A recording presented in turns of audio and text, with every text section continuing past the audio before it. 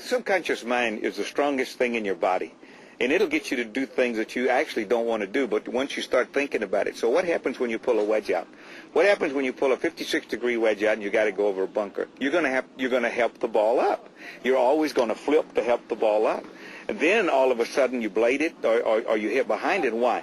Because the bounce of the club now, if that sand wedge had 12 degrees of loft of the bounce on it, and all of a sudden you release it, now you're increasing it by 6 degrees. Now you got 17, 18 degrees of bounce.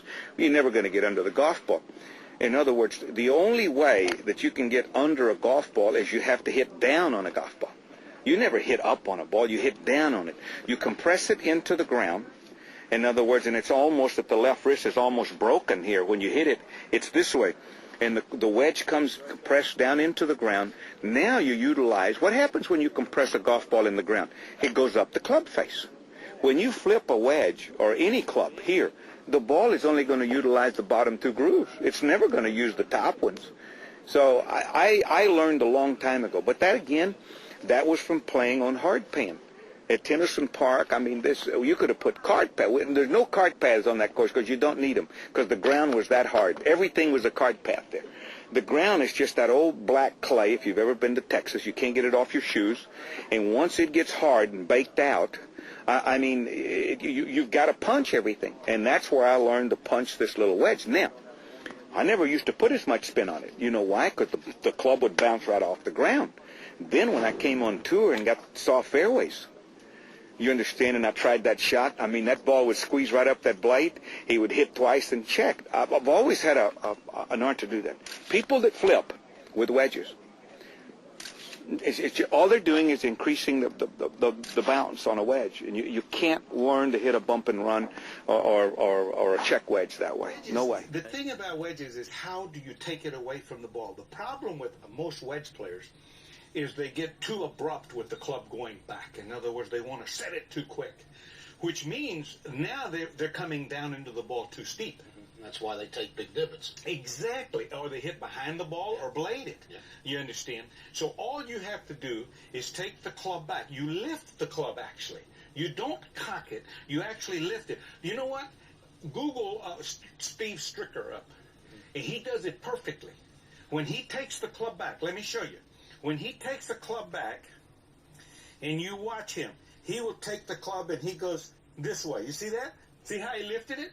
And most wedge players will get here and they go, you see, and they come. Now, here's the 2 things that can happen. When you go back abruptly, now you've changed the loft on this club. What loft you started with, whether it was open or closed or whatever, it's not there anymore. Now you've got to bring that club, and in the motion, you've got to bring that wedge back to that loft, which is going to be very difficult to do. And you change the bounce, too. And you change the bounce. You understand what I'm saying? When you go back like Stricker, you have maintained the loft that you wanted. So if you wanted to go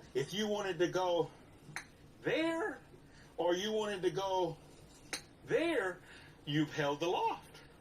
You understand? All those 2 shots, the difference. If you notice, they were the same speed. Takeaway was about the same distance. The only difference is one club was open and the other one was not. Now, right, Daniel, go ahead. Come on. Let's see what you got. Take it, lift it up a little bit. Yeah, a little bit inside there. You see how much higher he goes? Because he's more inside than I am. I think he hit that inside of you. I think he did too. Yeah. One more.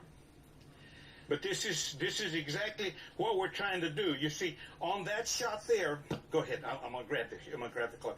I want him to lift the club. No, don't go. I want him to lift the club. Just lift up here, and then make it here. Now Daniel gets in trouble a lot of times because he goes here, and when he gets here, his hand does this. You see that? It goes this way, and instead of staying inside. But that's because he goes too far back inside. It's why the hands want to reel out. And that's why I want him to pick the club up and just bring it across. Hit another one, son.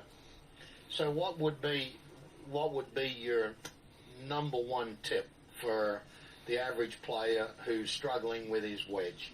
What would, other than practice a little bit, which is obvious. You do have to practice. Yeah. But my tip to you is that you have to have someone watch you, because you can't see yourself.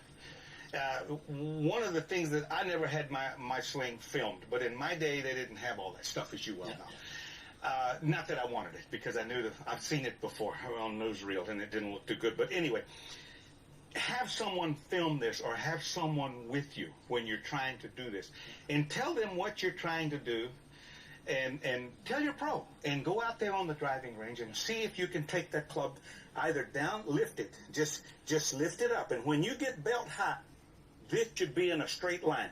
You see this? This right here. I've always said this: good backswing if you can't touch the head. Bad backswing if you can touch it.